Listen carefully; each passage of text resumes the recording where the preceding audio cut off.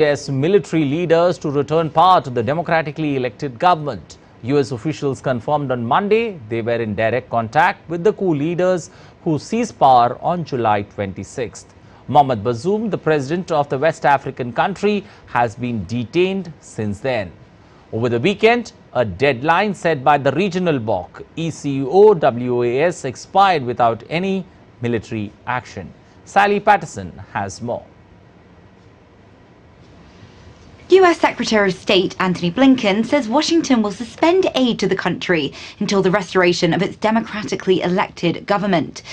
A department spokesperson confirmed on Monday that aid would amount to at least $100 million, though it said it wouldn't suspend humanitarian support. The US has deep ties with the West African country. Blinken visited Niger as recently as March of this year, calling it a key partner on democracy, governance, and regional security. Niger is an important strategic country in the region. The West relies on it to counter extremism from groups including Al-Qaeda and Islamic State.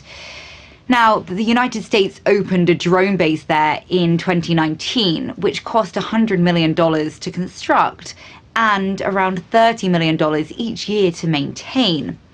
America also has more than 1,000 troops still stationed there.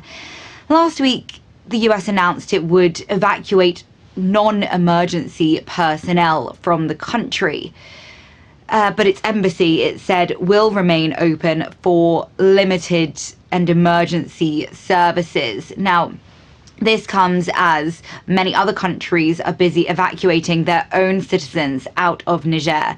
This includes France, which is the country's former colonial power.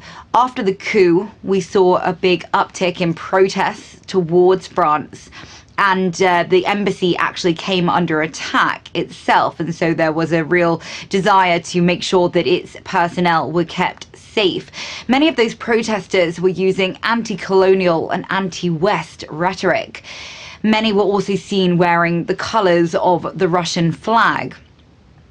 Now, writing in the Washington Post last week, Niger's ousted leader, President Bazoum, warned that this anti-Western sentiment could really spread if it's not handled correctly. He called on the US and other international partners to help restore constitutional order in his country.